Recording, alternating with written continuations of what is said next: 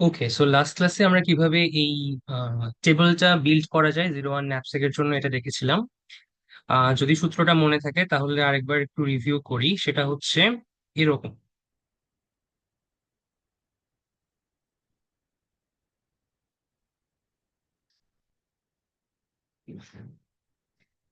এই যে, সো আমার জে ডাব্লিউ, যে হচ্ছে আমার নাম্বার অফ আইটেমস, আর ডাব্লিউ হচ্ছে আমার নাম্বার অফ,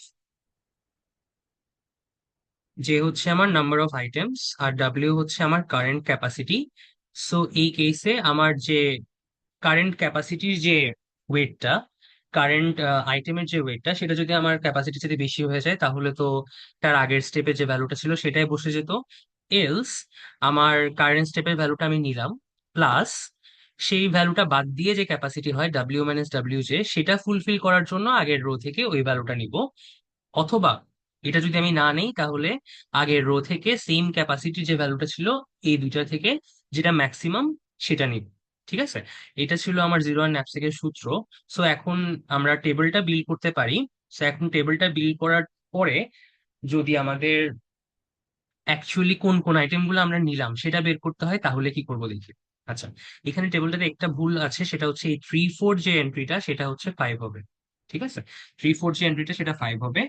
এরপরে দেখি যে টেবিলটাকে কিভাবে বিল্ড করা যায়। প্রথমত আমরা সবসময় আমরা ম্যাক্সিমাম ভ্যালুটা এখানেই পাবো। ঠিক আছে, ম্যাক্সিমাম ভ্যালুটা সবসময় এখানে পাবো, একদম সবগুলো আইটেম নিয়ে নেওয়ার পরে সম্পূর্ণ ক্যাপাসিটি ফিল হওয়ার পরে যে ম্যাক্সিমাম ভ্যালুটা সেটা। আচ্ছা, সো আমার ম্যাক্সিমাম ভ্যালু আসবে 12, কিন্তু কোন কোন আইটেম গুলো নিয়ে 12 আসবে এটা আমরা এখনো জানি না। সো কিভাবে বের করবো, প্রথমেই দেখবো যে আমাদের আগের রো এর, আমরা সবসময় আগের রো এর ভ্যালুটা বসিয়ে আসি যদি আমাদের ওই আইটেমটা না নিতে হয়। তাহলে আগের রো এর ভ্যালুটা কত সেটা দেখবো। যদি আগের ভ্যালুটা সেম হয়, আগের ভ্যালুটা সেম, এটার মানে হচ্ছে আমি এই আইটেমটা নিই নাই। ঠিক আছে, এটার মানে হচ্ছে আমি এই আইটেমটা নিই নাই, তাহলে আমি আগের রোতে চলে যাবো। নিশ্চয়ই আগের রো এর আইটেমটা নিতেও পারি নাও নিতে পারি, বাট আগের রোতে চলে যাবো। তাহলে আমার ম্যাক্সিমাম ভ্যালু হচ্ছে 12। এরপর 12 এর আগের রোতে চেক করবো, দেখবো হচ্ছে 7। তার মানে আমার এই আইটেমটা নেওয়া হয়েছে, 3 নাম্বার আইটেম যেটা সেটা নেওয়া হয়েছে, তাহলে এখানে একটা 1 দিলাম। ঠিক আছে, 4 নাম্বার আইটেম যেহেতু নিয়ে নাই তাহলে সেখানে 0 দিলাম, আর 3 নাম্বার আইটেম যেহেতু নিয়ে এলাম তাহলে সেখানে একটা 1 দিলাম। এরপরে দেখবো 3 নাম্বার আইটেম তো নিলাম, তাহলে ভ্যালু কত হলো, এই যে 3 নাম্বার আইটেমের ভ্যালু ছিল 5। ওকে, আর 3 নাম্বার আইটেমের ওয়েট ছিল হচ্ছে 4, কারেন্ট ক্যাপাসিটি হচ্ছে 9। সো 4 ওয়েট যদি আমি নিয়ে ফেলি তাহলে আমার যেতে হবে এখানে। ঠিক আছে, 9 থেকে 4 বিয়োগ দিলে 5, তার মানে আমাকে এর আগের ভ্যালুটা নিশ্চয়ই এখান থেকে আসছে। ঠিক আছে, এই ভ্যালুটার সাথে এই ভ্যালুটার সাথে 5 অ্যাড হয়ে আমার 12 আসছে। তাহলে আসবো আমি এই জায়গায়, আগের রোতে তার ক্যাপাসিটির আগের, মানে আমরা যে সূত্রটা প্রয়োগ করে আসছি এক্স্যাক্টলি তার উল্টা দিকে যান।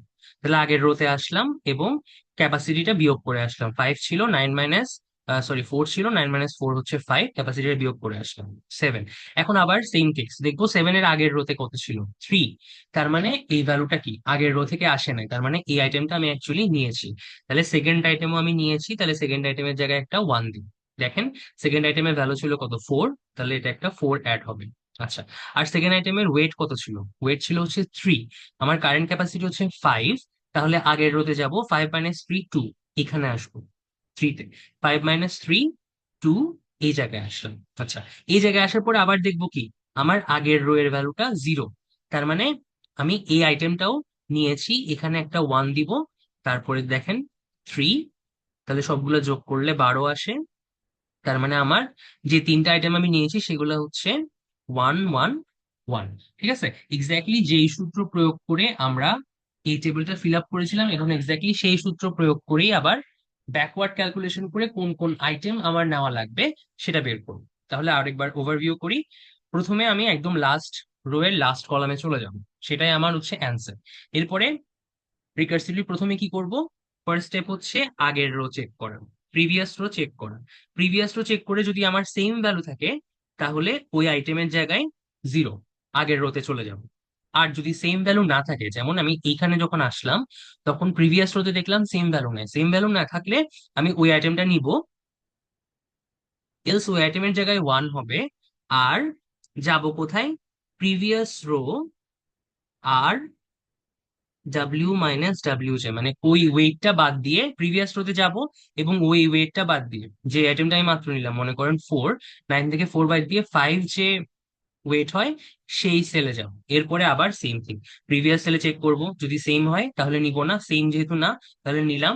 নিয়ে প্রিভিয়াস রোতে যাব, 3 বিয়োগ করব, 3 বিয়োগ করলে 5 - 2 3। এভাবে আমি প্রত্যেক স্টেপে আমার ওই আইটেমটা আমি নিচ্ছি নাকি নিচ্ছি না এই ভ্যালুটা পেয়ে যাব।